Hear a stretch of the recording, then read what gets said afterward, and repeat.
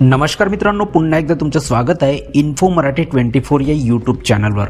मित्रांनो, आज एक अत्यंत महत्त्वाची बातमी EPFO सेवांचा लाभ घेणाऱ्या कर्मचाऱ्यांसाठी घेऊन आलेलो आहे।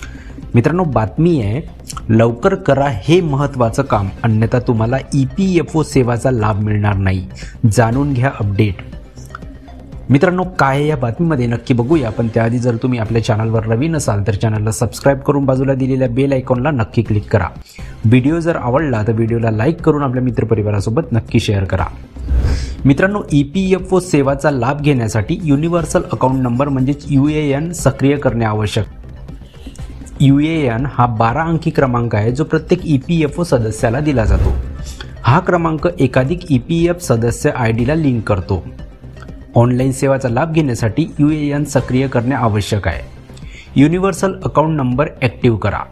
कर्मचारी भविष्य निर्वाह निधी संघटनेने आपल्या सर्व सदस्यांसाठी UAN सक्रिय करणे अनिवार्य केले आहे।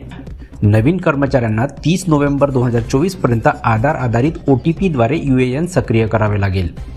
नंतर सर्व कर्मचाऱ्यांना ही प्रक्रिया पूर्ण करावी लागेल।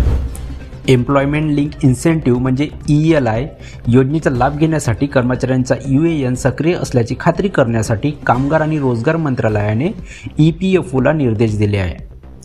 UAN सक्रिय करणे आवश्यक झाले आहे। मित्रांनो, संस्थेच्या वेबसाईटनुसार कर्मचाऱ्यांना EPFOच्या ऑनलाईन सेवाचा लाभ घेण्यासाठी UAN सक्रिय करणे आवश्यक आहे। त्यामुळे त्यांनी सर्व नियोक्त्यांना विनंती केली आहे की त्यांनी आधार आधारित OTP द्वारे त्यांच्या कर्मचाऱ्यांचे UAN सक्रिय करा। पहिल्या टप्प्यात नियोक्त्यांनी त्यांच्या सर्व नवीन कर्मचाऱ्यांसाठी आधार आधारित OTP द्वारे UAN सक्रिय करण्याची प्रक्रिया पूर्ण करणे आवश्यक आहे। हे असे कर्मचारी आहेत जे चालू आर्थिक वर्षात 30 नोव्हेंबर 2024 पर्यंत रुजू होत आहेत। मित्रांनो, UAN म्हणजे नेमकं काय असतं बघूया। UAN हा 12 अंकी क्रमांक आहे जो EPFOच्या प्रत्येक सदस्याला दिला जातो। हा क्रमांक एका सदस्य कर्मचाऱ्याला एका युनिव्हर्सल अकाउंट नंबर अंतर्गत वाटप केलेले अनेक सदस्य ID एकत्र करतो। UAN ला कर्मचाऱ्यांच्या KYC तपशिलासह लिंक करणे आवश्यक आहे। मित्रांनो, EPFOच्या सदस्य पोर्टलवर UANच्या माध्यमातून अनेक सुविधा उपलब्ध आहेत, ज्यामध्ये हे सगळं समाविष्ट आहे।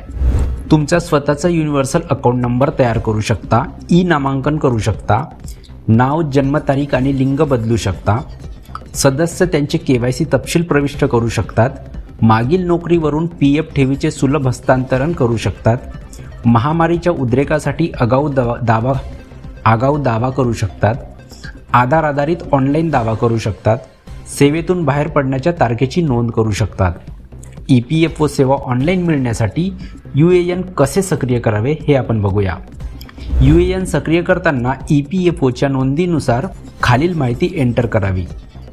पहिला आहे सदस्याचा UAN, सदस्याचा आधार क्रमांक, सदस्याचे नाव आणि जन्मतारीख।